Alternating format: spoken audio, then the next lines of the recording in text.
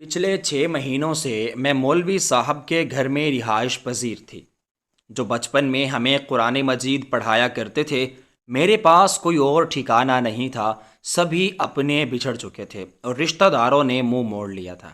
ایسے میں میرا واحد سہارا مولوی صاحب تھے، جنہوں نے مجھے خودکشی کرنے سے روکا اور مجھے اپنے گھر لے آئے۔ ان کی بیوی کا رویہ میرے ساتھ بہت عجیب تھا۔ مجھے لگا شاید آنے سے وہ اپنے اس رشتے کو غیر محفوظ سمجھ رہی ہے، اس لیے اس کا رویہ ایسا ہے، مگر وہ تو میرے سر پر آنے والی مصیبت سے مجھے بچا رہی تھی، اور میں نادان سمجھ رہی تھی کہ اسے میرے اس گھر میں مستقل رہائش سے مسئلہ ہے، اس لیے ایسا رویہ ظاہر کرتی ہے، مگر حقیقت کچھ اور تھی۔ ایک روز میں قرآن مجید کی تلاوت کر رہی تھی جب مولوی صاحب کی زوجہ میرے قریب آئی اور کہنے لگی، اگر تمہیں اپنی جان پیاری ہے تو یہاں سے چلی جاؤ۔ اس کی بات سن کر میں اتنی خوف زدہ نہیں ہوئی جتنا اس کے ہاتھ میں چاقو دیکھ کر میں ہو چکی تھی۔ ڈر کے مارے میں نے اوپر نظریں اٹھا کر ایک نظر اس پر نہ ڈالی، بلکہ خاموشی سے سر جھکائے بیٹھی رہی۔ اب تک اس عورت کا رویہ میرے ساتھ ایسے ہی رہا تھا، حالانکہ جب ہم قاری صاحب کے پاس قرآن مجید پڑھتے تھے تو تب تو وہ ایسی ہرگز نہ تھی، بلکہ وہ آنے والے بچوں کا ایسے خیال رکھتی جیسے ان کی سگی ماں ہو، اور ان کا رویہ صرف اس لیے ایسا تھا کیونکہ ان کے اپنے بچے نہیں تھے۔ وہ گاؤں کے ہر بچے کو اپنا بچہ سمجھتی۔ جب سے قاری صاحب گاؤں چھوڑ کر شہر میں آ بسے تھے، تب سے ان کی بیوی کو کچھ ہو گیا تھا۔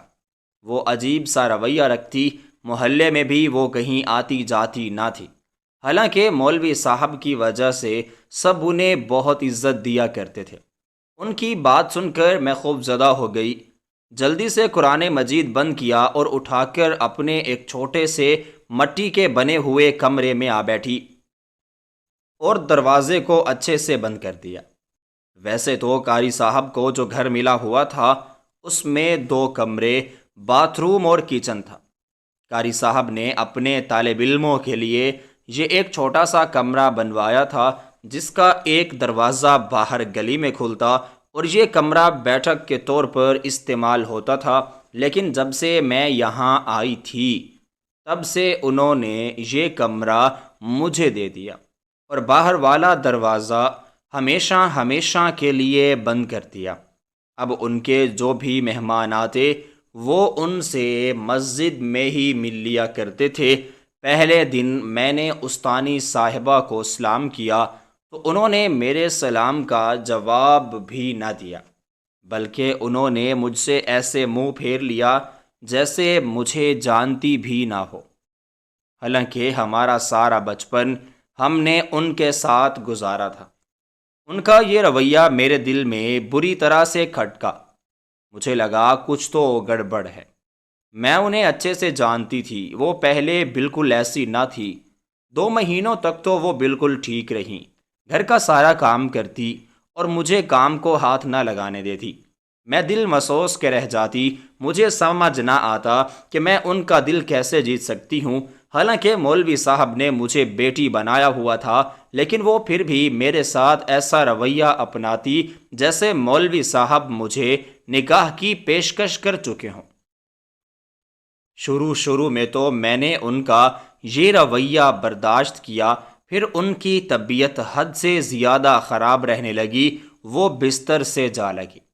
میں دن رات ان کی خدمت کرتی، گھر کا سارا نظام میں نے اپنے ہاتھوں میں لے لیا تھا۔ وہ فالج کی مریضہ تھی لیکن بول سکتی تھی۔ دن بھر وہ مجھے باتیں سناتی اور طنز بھی مارتی رہتی۔ مجھے لگا شاید بیماری کی وجہ سے وہ چڑچڑی ہوتی جا رہی ہیں، اس لیے وہ ایسا رویہ اپناتی ہیں۔ میں خاموشی سے ان کی باتیں سنتی رہتی، کیونکہ ان لوگوں کے علاوہ میرا اس دنیا میں کوئی بھی ٹھکانہ نہیں تھا۔ میں میٹرک پاس تھی۔ ایک روز محلے کی ایک عورت سیرت بی بی آئی اور اس نے مجھے بتایا کہ وہ ایک فیکٹری میں کام کرتی ہے جہاں کا کام بہت آسان ہے اور اس کے لیے زیادہ تعلیم یافتہ ہونا بھی ضروری نہیں ہے، بلکہ میٹرک پاس لڑکیاں بھی وہاں کام کر رہی ہیں۔ اگر تم کہو تو تمہاری بھی وہاں نوکری لگوا دوں۔ میں اپنے بیٹے کی وجہ سے نوکری چھوڑ رہی ہوں کیونکہ اب وہ کمانے لگا ہے۔ اسے پسند نہیں کہ اس کی ماں بسوں پہ دھکے کھاتے ہوئے فیکٹری جائے اور پھر سارا دن خوار ہونے کے بعد رات کو دیر تک گھر واپس آئے۔ دبئی جا کے وہ اچھا خاصا کماتا ہے اور مجھے بھجوا دیتا ہے۔ مجھے اب ضرورت ہی نہیں رہی۔ اگر تمہیں ضرورت ہے تو میں تمہاری اپنی جگہ پر نوکری لگوا دیتی ہوں۔ بہت پہلے سیرت خالہ سے میں نے درخواست کی تھی کہ اگر کہیں نوکری مل جائے تو اس میں کوئی بھی کام کرنے کو میں تیار ہوں، کیونکہ میں مولوی صاحب اور ان کی زوجہ پر بوجھ نہیں بننا چاہتی تھی۔ پہلے ہی ان کی بیوی مجھے پسند نہیں کرتی تھی، اس لیے میں جلد از جلد اپنا ٹھکانہ ڈھونڈنا چاہتی تھی۔ سیرت خالہ کے سمجھانے پر میں نے فیکٹری میں ملازمت کر لی۔ 8 گھنٹے کی ڈیوٹی دینے کے بعد جب میں گھر آتی تو استانی جی مجھے برا بھلا کہتی اور پھر غصہ کرنے لگی۔ ان کی باتیں میری روح چھلنی کر رہی تھی، لیکن میں ظاہر نہ ہونے دیتی کیونکہ وہ میرے لیے بہت قابل احترام شخصیت تھی۔ وہ جیسا بھی سلوک میرے ساتھ کرتی میں چپ چاپ سگی ماں سمجھ کر سہ لیتی۔ میں نے ان کی خوب ساری خدمت کی تھی۔ گھر میں جو پیسے کی تنگی چل رہی تھی وہ بھی بالکل ختم ہو گئی۔ مجھے اچھی خاصی تنخواہ مل رہی تھی۔ استانی جی کا اچھے سے علاج ہو رہا تھا، مگر پھر بھی ان کی صحت پر کوئی فرق نہیں پڑ رہا تھا۔ اس بات نے مجھے بے چین کیا ہوا تھا۔ سمجھ نہیں آتا تھا کہ آخر وہ کیسے ٹھیک ہوگی۔ دوائی ان کی صحت پر کوئی اثر نہیں ڈال رہی تھی۔ کئی بار ڈاکٹر بدل کر دیکھے مگر پھر بھی حالت وہی تھی۔ ایک روز مولوی صاحب کی طبیعت اتنی بگڑی کہ ہم انہیں ہسپتال لے گئے، لیکن وہ راستے میں ہی دم توڑ گئے۔ ڈاکٹر کہنے لگے کہ ان کو زہر دیا گیا ہے۔ مولوی صاحب کی زوجہ وہیں موجود تھیں۔ ہم انہیں ویل چیئر پر بٹھا کر لے آئے تھے۔ کہنے لگیں میں تو بیمار معذور عورت سارا دن چارپائی پر پڑی رہتی ہوں، ہمارے گھر کا سارا کام یہی کرتی ہے، کھانے بنانے سے لے کر گھر سنبھالنے تک ہر چیز اس لڑکی کی ذمہ داری ہے۔ میں تو کمرے سے اٹھ کر یہ معلوم بھی نہیں کرتی کہ آج کھانے میں کیا کچھ بنا ہے۔ ایک عرصہ ہوا باہر کی دنیا سے میرا رابطہ نہیں رہا۔ یقیناً اسی نے میرے شوہر کو زہر دے کر مارا ہے۔ ابھی یہ بات پوری طرح سے واضح بھی نہیں ہوئی تھی کہ استاد صاحب کو زہر دیا گیا ہے۔ مولوی صاحب کی زوجہ نے فوراً پولیس کو کال کروا دی اور پھر پولیس نے مجھے ہتھکڑی لگائی اور سلاخوں کے پیچھے مجھے قید کر دیا۔ میں سوچ بھی نہ سکتی تھی کہ مولوی صاحب کی زوجہ میرے ساتھ ایسا کریں گی۔ مجھے وہ اپنی والدہ کی طرح عزیز تھیں، مگر انہوں نے جو کام کیا تھا اس نے مجھے حیرت میں ڈال دیا تھا۔ میں پریشان ہو رہی تھی، سمجھ نہیں آ رہا تھا کہ اب کیا کروں۔ سر پر کسی کا سایہ بھی نہیں تھا اور مجھ پر آفت ٹوٹ پڑی تھی۔ میں روز رات کو رو رو کر دعا کرتی کہ یا خدا مجھے اس مصیبت سے نکال دے۔ ساری رات میں جائے نماز پر بیٹھے گزار دیتی۔ جیلر جو وہاں پر ہمہ وقت موجود رہتا وہ میری یہ حالت دیکھ کر حیران ہوتا اور کہتا کہ اگر تم اتنی نیک ہو تو پھر تم نے قتل کیوں کیا ہے؟ اس کی یہ باتیں سن کر میں مسکرا دیتی اور کہنے لگتی کہ کبھی کبھی ہمیں لوگوں کی ان کی ظاہری حالت سے فیصلہ نہیں کرنا چاہیے۔ ضروری تو نہیں جو قاتل ہے وہ نماز بھی نہ پڑھتا ہو، کیا پتہ وہ آپ سے بھی زیادہ خدا کے قریب ہو۔ میری یہ بات سن کر جیلر چپ ہو جاتا۔ میں دن رات دعائیں کرتی کہ کسی طرح یا خدا مجھے اس مصیبت سے نکال دے۔ پھر ایک روز میری دعائیں رنگ لے آئیں۔ میں نے تہجد پڑھی اور دعا کر کے جیسے ہی سوئی، میں نے خواب میں استاد جی کو دیکھا۔ بے شک جب وہ زندہ تھی انہوں نے میرے ساتھ اچھا رویہ اپنایا، کبھی بھی اپنے رویے سے مجھے خوف زدہ نہ کیا جیسے ان کی بیوی کرتی تھی، لیکن آج وہ مرنے کے بعد بھی میری بھلائی کا سوچ رہے تھے۔ میں نے خواب میں دیکھا کہ وہ بار بار اپنی بیوی کے کمرے کی طرف اشارہ کر رہے ہیں۔ مجھے سمجھ نہ آئی کہ وہ کیا کہنا چاہتے ہیں، تب بھی وہ خواب میں روز دیکھنے لگی، یہاں تک کہ پورا ایک ہفتہ گزر گیا۔ مجھے بہت عجیب لگا اور میں سمجھ نہ سکا کہ یہ کیا ماجرا ہے۔ مجھے جیل میں رہتے ہوئے پورے 3 ہفتے گزر چکے تھے، جب جیل میں ایک عورت کو لایا گیا جو حافظ قرآن تھی۔ جب میری اس سے بات چیت ہوئی اور میں نے اس کے خواب کے بارے میں بتایا تو وہ کہنے لگی یہ مولوی صاحب کا اشارہ ہے، مجھے لگتا ہے ان کی زوجہ کے کمرے کی تلاشی لینی چاہیے۔ میں کہنے لگی ان کی زوجہ کے کمرے کی صفائی تو میں اپنے ہاتھوں سے کرتی تھی، مگر ایسا کچھ ہوتا تو وہ مجھے واضح دکھائی دیتا، بھلا وہ میری نظروں سے کیسے بچ پاتا۔ تبھی وہ حافظ قرآن عورت جس کا نام سعیدہ تھا وہ کہنے لگی تم ایک بار اس مصیبت سے چھٹکارے کے لیے مولوی صاحب کے گھر سے جانا ہوگا، وگرنہ ساری زندگی تم یہاں جیل میں خام مخواہ میں سڑتی رہو گی۔ تمہارا تو کوئی اپنا بھی نہیں ہے جو تمہیں اس قید سے رہائی دلوا سکے۔ سیرت خالہ 2 بار مجھ سے ملنے آئی تھی، انہوں نے ہی ایک وکیل اس کیس کے لیے بھی ہائر کیا ہوا تھا، مگر ابھی تک مجھے بیل نہیں مل پا رہی تھی۔ جمعے کے روز جب خالہ سیرت مجھ سے ملنے آئی تو میں نے ان سے درخواست کی کہ وہ کسی طرح مولوی صاحب کی زوجہ کے کمرے میں جائیں اور تلاشی کرنے کی کوشش کریں، آخر وہ ایسا کون سا راز چھپا ہے جس کے لیے مولوی صاحب بار بار اشارہ دے رہے ہیں۔ سیرت خالہ میری بات سن کر پریشان ہو گئیں، وکیل کو ساری صورتحال سمجھائی تو وہ بھی شدہ رہ گئے۔ فیصلہ ہوا کہ ایک بار ہم لوگ مولوی صاحب کے گھر جائیں اور تلاشی لیں۔ بیل ملتے ہی ہم لوگ جیسے ہی مولوی صاحب کی بیوی کے کمرے میں گئے، یہ کیسا راز مجھ پر فاش ہوا جس کے متعلق میں نے کبھی بھی نہیں سوچا تھا۔ پولیس سمیت وہاں موجود سبھی لوگوں کی آنکھیں پھٹی کی پھٹی رہ گئی تھیں۔ کوئی سوچ بھی نہیں سکتا تھا کہ اس کمرے میں ہمیں اس طرح کے ثبوت بھی مل سکتے ہیں۔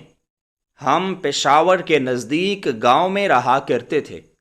والد صاحب کی بازار میں ایک چھوٹی سی دکان تھی اور وہ جلیبی کباب اپنے کنبے کا پیٹ پال رہے تھے۔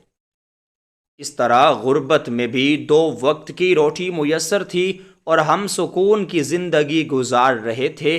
ہم 2 بہنیں تھیں، میں سب سے چھوٹی تھی، لہٰذا اپنے بھائی شعیب کے ساتھ بکریوں کا ریوڑ چرانے جایا کرتا تھا۔ بڑا بھائی ایوب سکول جاتا، اسے پڑھائی میں دلچسپی تھی۔ ان دنوں میٹرک کا میں طالب علم تھا، مگر شعیب بھائی کو تعلیم سے دلچسپی نہ تھی۔ 5ویں تک اس نے میرے ساتھ پڑھا، پھر جب میں نے سکول چھوڑا تو اس نے بھی چھوڑ دیا۔ میرا یہ بھائی لاابالی تھا اور شروع سے ہی اپنی آرزوؤں کا غلام تھا۔ جب وہ پڑا ہوا تو زیادہ خود سر ہو گیا، نتائج کی بھی پرواہ کیے بغیر ہر وقت کر دیا کرتا تھا۔ اس وجہ سے معمولی باتوں پر جس کا محلے کے لڑکوں سے جھگڑا ہو جاتا، محلے دار والد صاحب کی عزت کرتے تھے، ان کے کہنے سننے پر درگزر کر جاتے اور شعیب کو معافی مل جاتی۔ ہماری بکریوں کا ریوڑ خاصا بڑا تھا، اکثر میرا چھوٹا بھائی بھی بکریاں چرایا کرتا تھا۔ ایک روز بھائی بکریاں چرانے جانے لگا تو اماں نے مجھے کچھ پہاڑی جڑی بوٹیاں لانے کو کہا تو میں ٹوکری لے کر اس کے ساتھ ہو لی۔ ہم جب گھاٹی کی چراگاہ کے پاس گئے تو وہاں بھائی کے دوست مل گئے، وہ بھی اپنی بکریوں کے ریوڑ کے ساتھ تھے۔ یوں سب ساتھ ساتھ اپنی ریوڑ لے کر بکریاں چرانے لگے۔ جب شام ہوئی اور ہم نے بکریاں اکٹھی کر کے گنی تو ان میں ایک زیادہ تھی، شاید کسی اور کی بکری ہمارے ریوڑ میں شامل ہو گئی تھی۔ شعیب بھائی یہ بات کسی کو نہ بتائی، بلکہ وہ بکری شہر لے کر جا کر بیچ دی۔ اس راز میں اس کا ایک دوست بھی شامل تھا جو اپنا ریوڑ چرا رہا تھا۔ دونوں یہ نے یہ کام مل کر کیا، جو اس سے رقم حاصل ہوئی آپس میں بانٹ لی۔ شعیب روز اکیلے ریوڑ لے کر جانے لگا۔ 2 روز بعد اس نے کسی ریوڑ سے 2 بکریاں ہانک لیں اور انہیں بیچ کر آپس میں پیسے بھی بانٹ لیے۔ اس چوری کا انہیں ایسا مزہ لگا کہ اس نے اپنے دوستوں کے ساتھ باقاعدہ پروگرام بنایا کہ ذمہ دار کی بھیڑیں اور بکریاں چرائیں گے، کیونکہ اس کا ریوڑ تو بہت بڑا ہے، ان کو پتہ نہ چلے گا۔ ایک رات یہ 3 دوست مل کر اس بھاڑے میں پہنچے۔ 2 نے پہرا دیا اور تیسرے نے بھیڑیں ہانکنا شروع کر دیں تاکہ بھاڑے سے نکال کر باہر لے جائیں۔ محافظ وہاں قریب سو رہا تھا، اس کی لڑکی بھی دوسری چارپائی پر سو رہی تھی۔ بری قسمت کہ لڑکی کی آنکھ کھل گئی، اس نے شور مچا دیا، مگر یہ لوگ نکل بھاگنے میں کامیاب ہو گئے۔ محافظ کی بھی آنکھ کھل گئی، اس نے ذمہ دار کے نوکروں کو ساتھ لیا اور واردات کو آنے والوں کے قدموں کے نشان دیکھتے ہوئے ہمارے گھر تک بھی وہ لوگ پہنچ گئے۔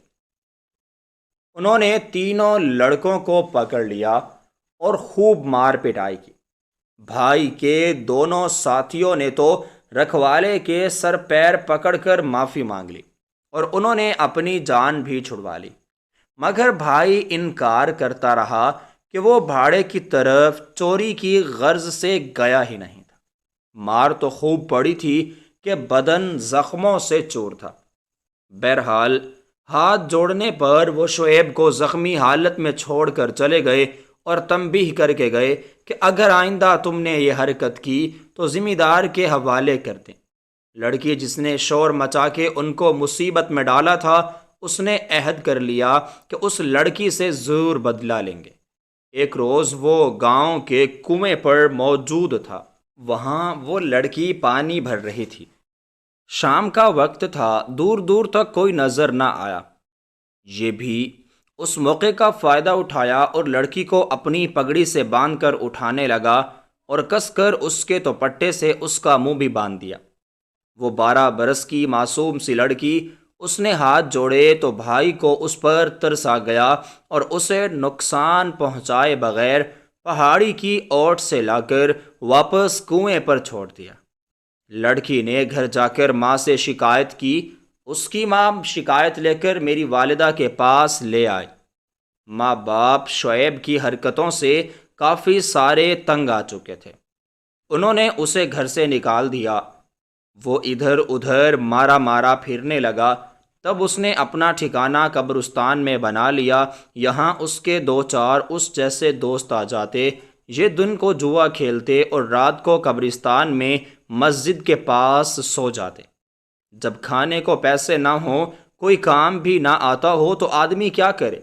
اس نے نیا کام ڈھونڈ لیا۔ شعیب لوگوں سے پیسے لے کر ان کے مرحوم رشتہ داروں کی قبریں ٹھیک کر دیتا۔ جب گاؤں میں کوئی میت ہو جاتی تو لوگ قبر کے لیے اس سے رابطہ کرتے، تب یہ کچھ رقم لے کر قبر کے لیے جگہ دے دیتا۔ والد اور بڑے بھائیوں سے واپس لانے کی بہت زیادہ کوشش کی، مگر اس نے تو انکار ہی کر دیا۔ ایک دن وہ گاؤں سے قبرستان کی طرف لوٹ رہا تھا۔ اس نے دور سے دیکھا کہ قبرستان میں تو آگ لگی ہوئی ہے۔ سوچا یہ آگ کسی دشمن نے لگائی ہوگی۔ قریب پہنچا تو آگ یک لخت غائب ہو گئی۔ شعیب حیران ہوا، یہ کیا ماجرا ہے؟ اس روز پہلی بار اسے تلاوت قرآن کا خیال آیا۔ وہ مضبوط اعصاب کا مالک تھا اور زندگی میں کبھی بھی نہیں ڈرا تھا، مگر وہ تمام رات اس نے جاگتے گزار دی۔ ذرا آنکھ نہ لگی تو خواب میں محافظ کی اس لڑکی کو دیکھا۔ وہ خواب میں اسے کہہ رہی تھی کہ تمہاری یہ نیکی تمہارے کام آئی۔ دوسرے روز صبح اس نے قبر کو جا کر دیکھا جہاں سے اسے آگ جلتی دکھائی دے رہی تھی۔ وہ گاؤں کے ایک ایسے شخص کی قبر تھی جو سود کا کاروبار کرتا تھا، ضرورت مندوں کو سود پر قرضہ دیا کرتا تھا۔ شعیب کے دل میں بڑی دہشت آئی۔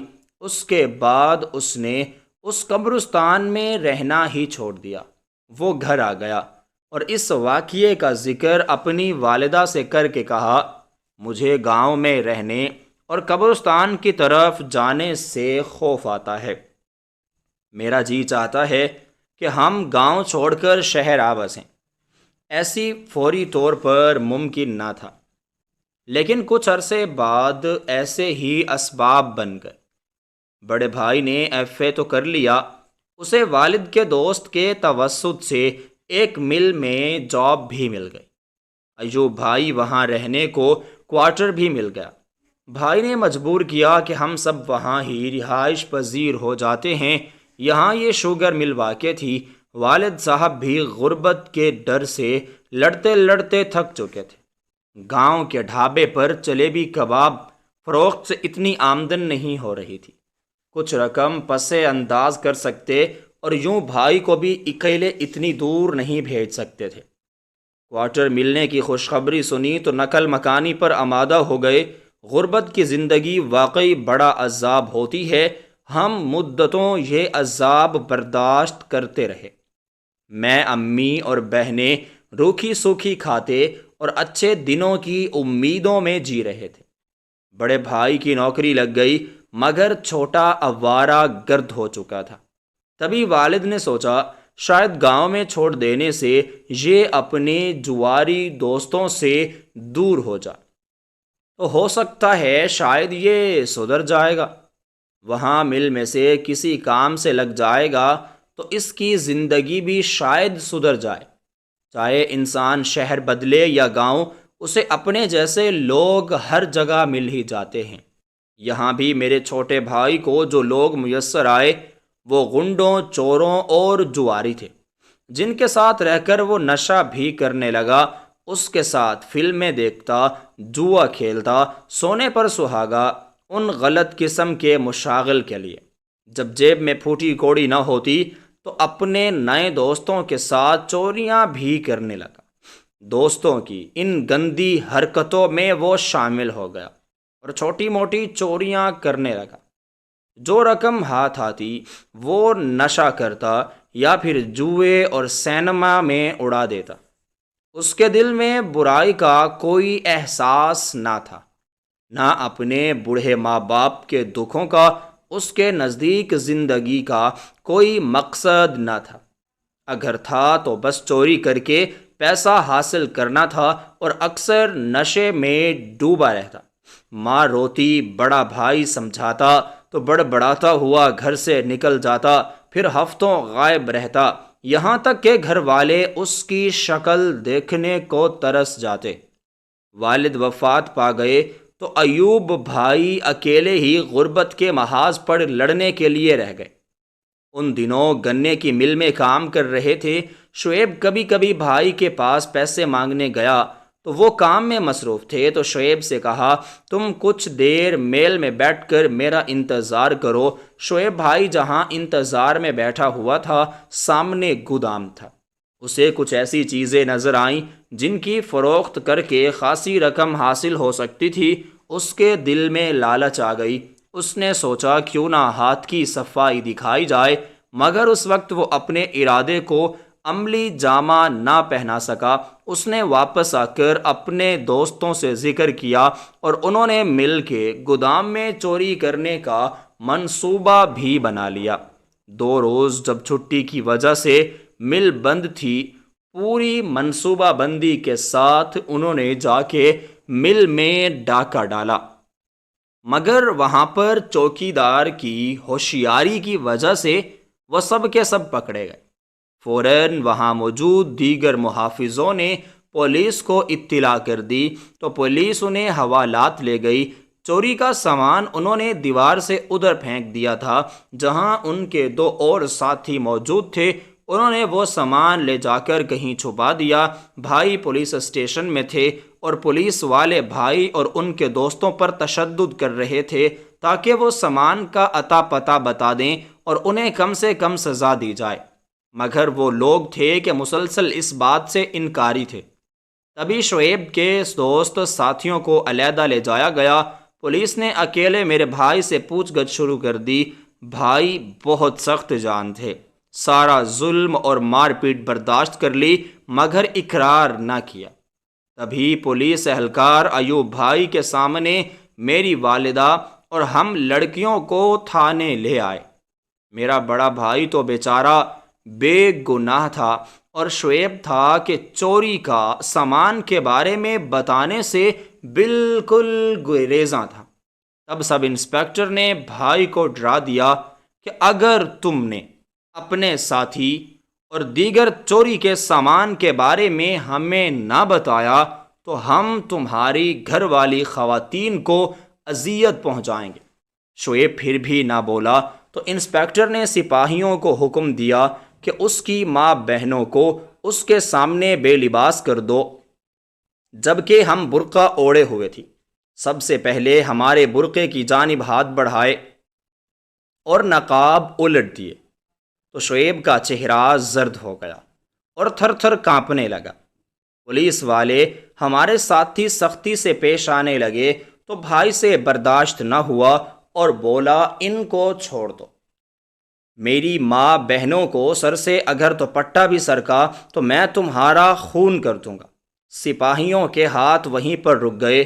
وہ بولے ہمارا ان خواتین سے کوئی دشمنی نہیں ہے، ہم بھی ماں بہنوں اور بیٹیوں والے ہیں، مگر تم ہم کو ایسا ظلم کرنے پر مجبور کر رہے ہو۔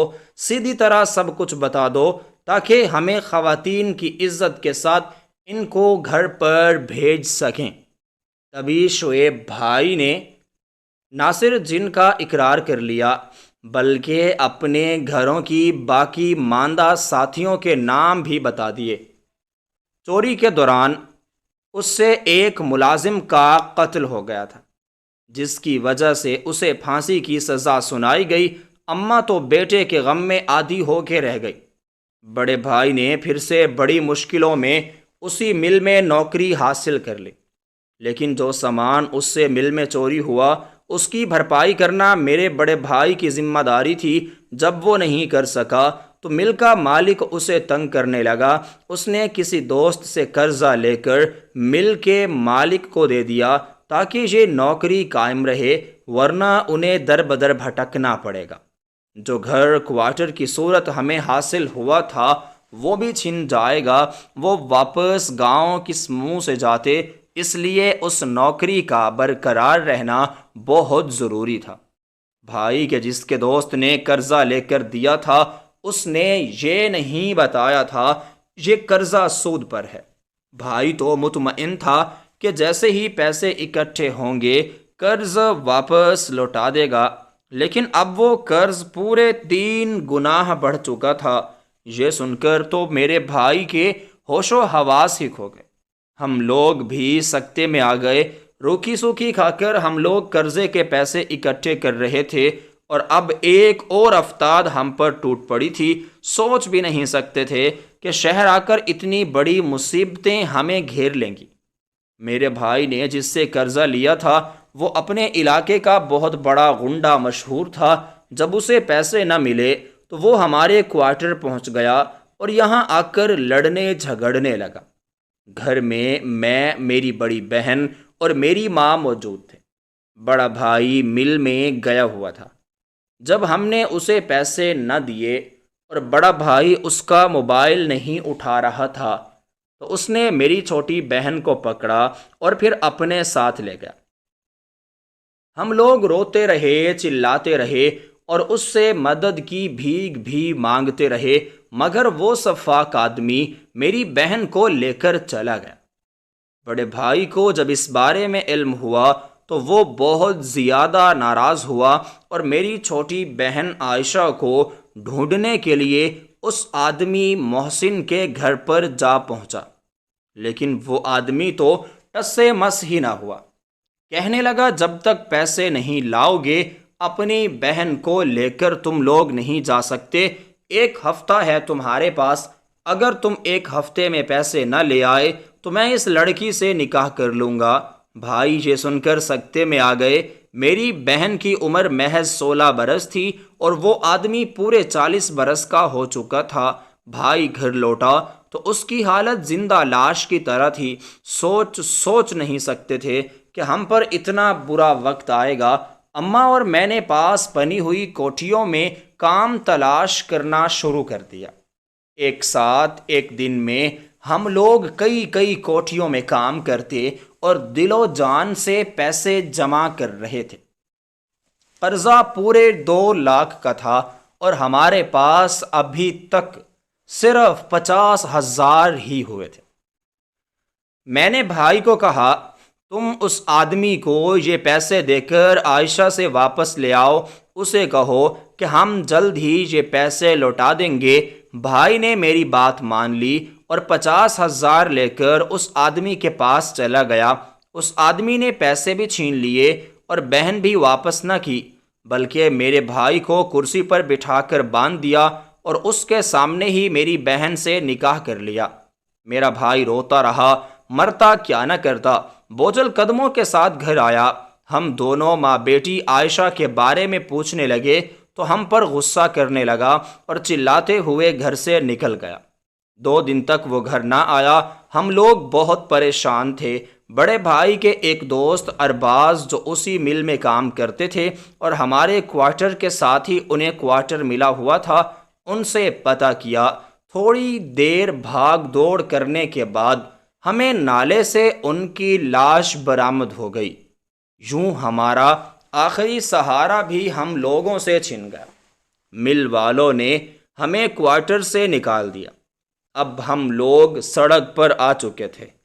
ہمارے پاس کچھ سامان تھا جو قیمتی تو نہ تھا، البتہ اس میں ضرورت کی کچھ اشیاء موجود تھیں۔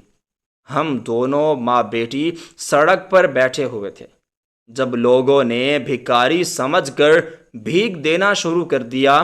ہمارے پاس کوئی ٹھکانہ نہیں تھا۔ رات ہم فٹ پاتھ پر ہی سو گئے۔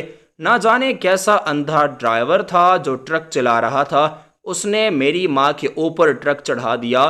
وہ موقع پر ہی دم توڑ گئی۔ اب میں بھری دنیا میں اکیلی رہ گئی۔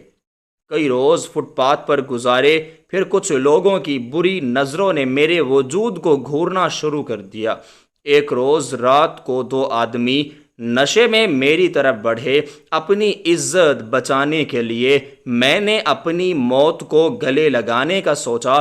میں بھاگ رہی تھی اور وہ دونوں درندہ صفت آدمی بھی میرے پیچھے پیچھے بھاگ رہے تھے۔ میرے پاؤں برے طریقے سے زخمی ہو چکے تھے۔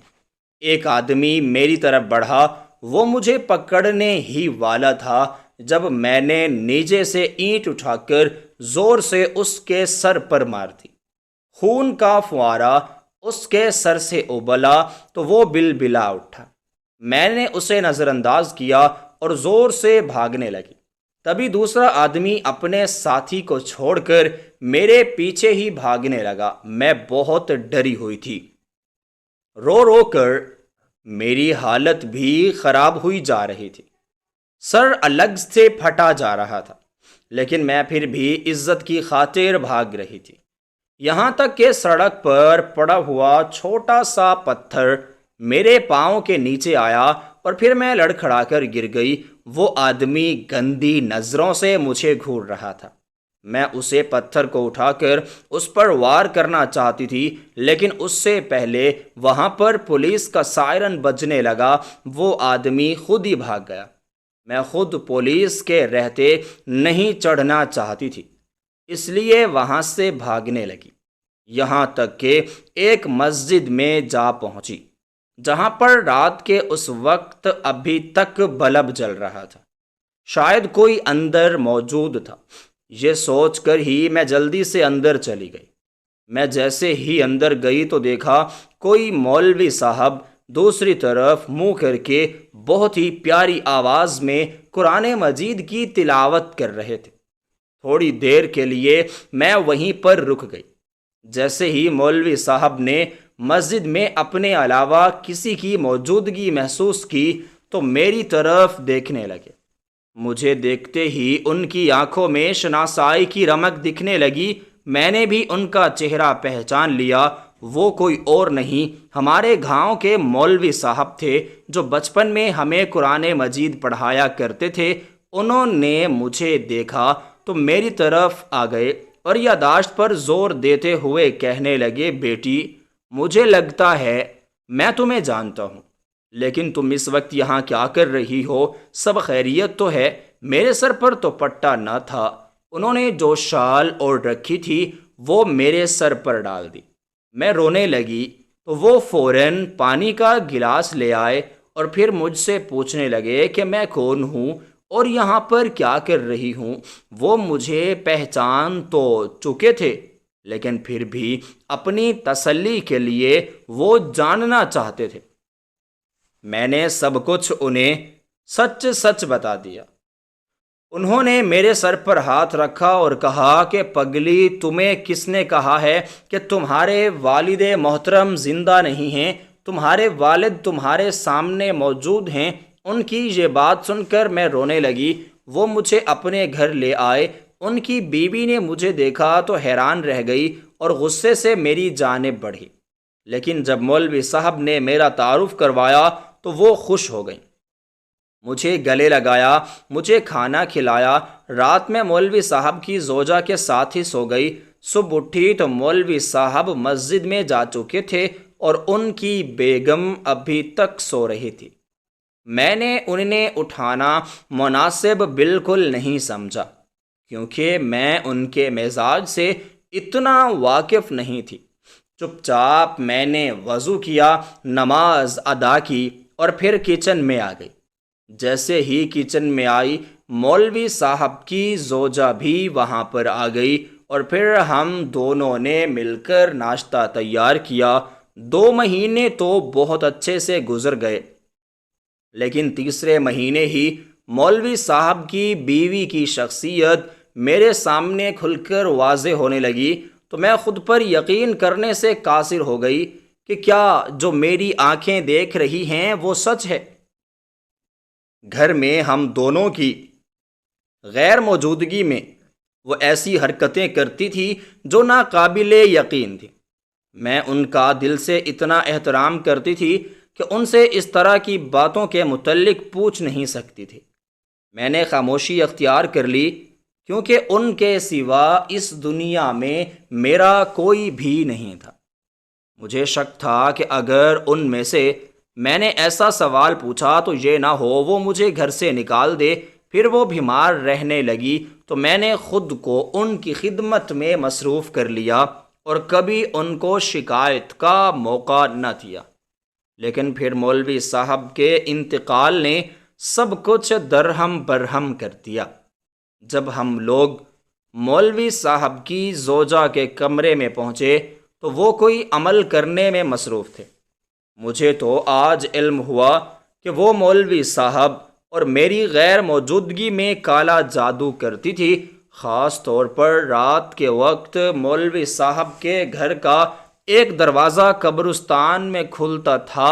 رات گئے تک وہ وہیں موجود رہتی اور ایسے عمل کرتی جو خدا اور اس کے رسول کے ناپسندیدہ تھے۔ ہم لوگ جیسے ہی گھر میں داخل ہوئے تو دیکھا مولوی صاحب کی زوجہ کے کمرے کے اندر سے کنڈی لگی ہوئی ہے۔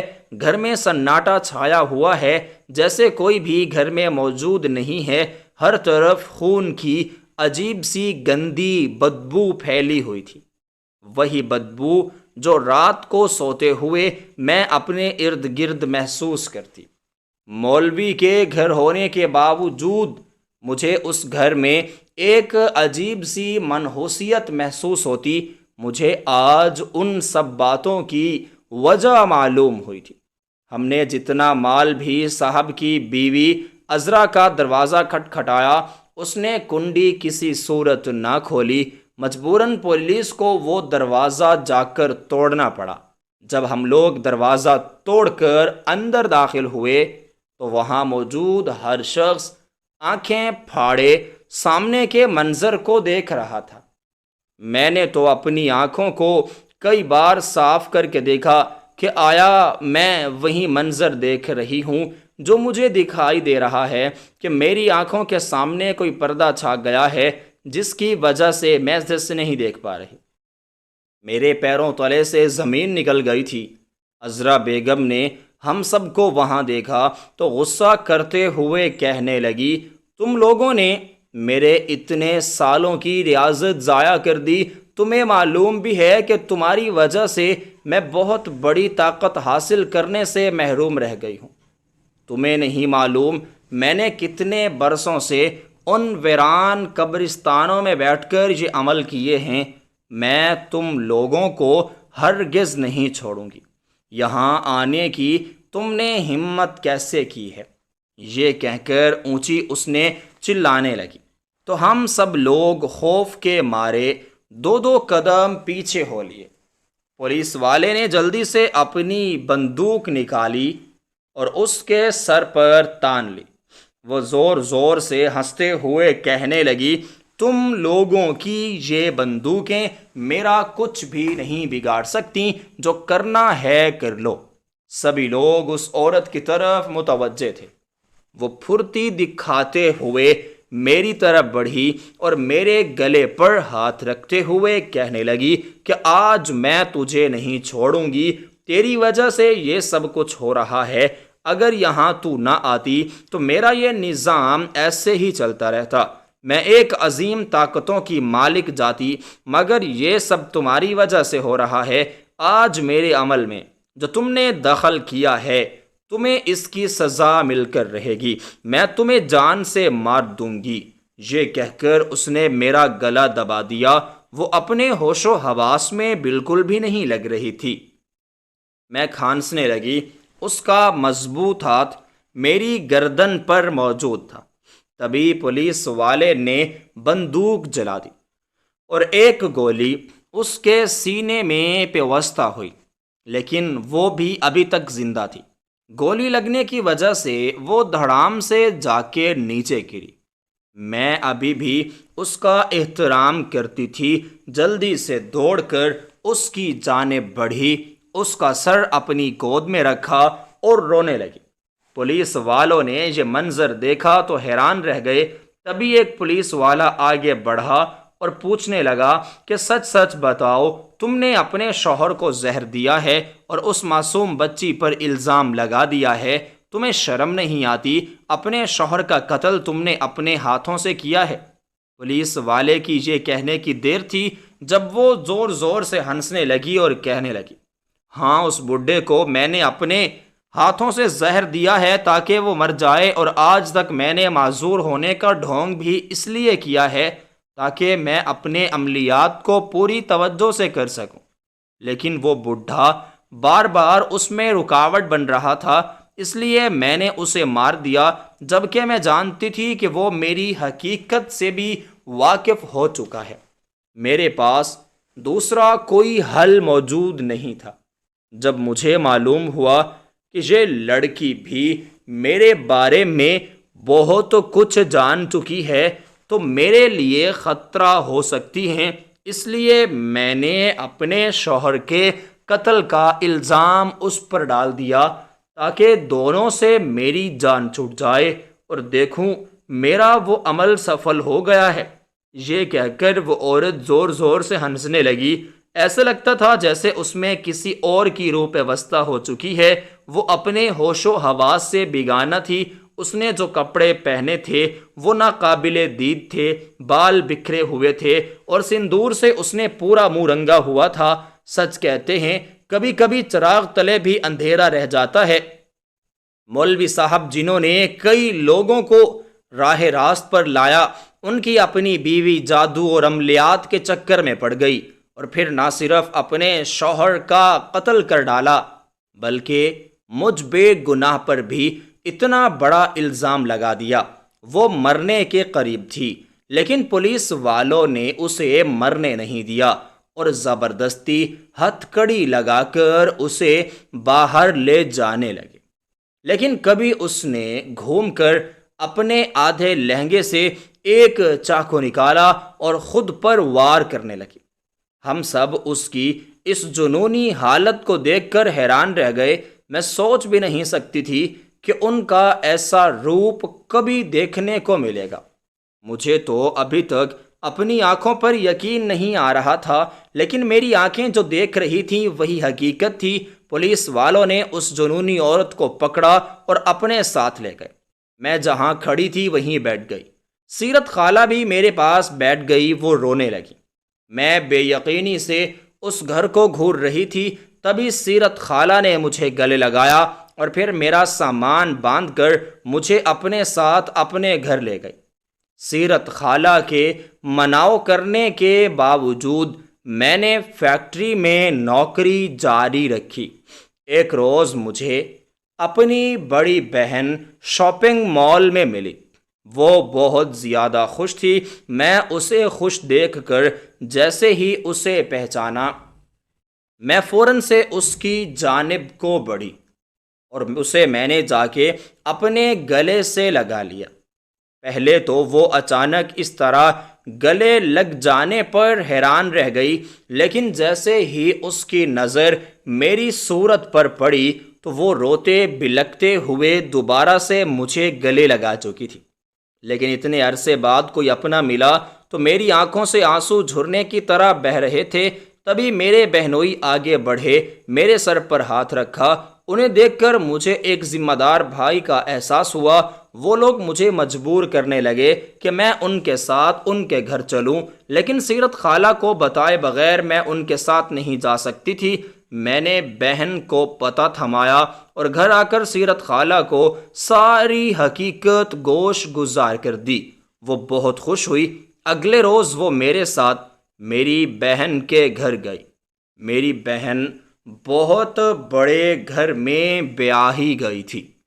محسن بھائی نے سود پر لوگوں کو پیسہ دینا چھوڑ دیا تھا۔ انہوں نے توبہ کر لی۔ انہوں نے جو کاروبار شروع کیا وہ دن دگنی رات چگنی ترقی کرنے لگا اور پھر ان کا شمار شہر کے امیر لوگوں میں ہونے لگا۔ سیرت خالہ میرے ساتھ ان کے گھر گئی تو میری بہن سے میرا رشتہ مانگ ڈالا۔ ان کی اس حرکت پر میں حیران رہ گئی۔ شرم سے میرا سر جھکا ہوا تھا۔ ان کا بیٹا اگلے مہینے پاکستان واپس آ رہا تھا۔ محسن بھائی نے ساری معلومات اکٹھی کی۔ انہیں یہ رشتہ بہت پسند آیا۔ یوں محسن بھائی نے ایک بڑے بھائی کے طور پر نہیں بلکہ باپ کے طور پر مجھے رخصت کیا۔ انہوں نے جہیز میں بھی کوئی کمی نہ چھوڑی۔ حالانکہ سیرت خالہ نے منع کیا تھا، مگر اس کے باوجود انہوں نے ہر چیز میری پسند سے لی۔ میں لاکھ منع کرتی رہی، مگر انہوں نے اپنے بھائی ہونے کا پورا فرض ادا کیا۔ عذرا بیگم کچھ عرصہ ہسپتال میں زندہ رہیں، پھر زندگی اور موت کے درمیان جھولتی ہوئی اپنے خیال کی حقیقت سے جا ملی۔ میں ہر ہفتے ایک بار مولوی صاحب اور ان کی زوجہ کی قبر پر ضرور جاتی۔ بے شک مولوی صاحب کی زوجہ نے میرے ساتھ اچھا نہیں کیا، لیکن جب میرا اس دنیا میں کوئی بھی ساتھ دینے والا موجود نہیں تھا، تب انہوں نے مجھے ٹھکانہ دیا اور بیٹی کی طرح اپنے گھر میں رکھا۔ ان کا یہ احسان میں کبھی بھی نہیں بھول سکتی۔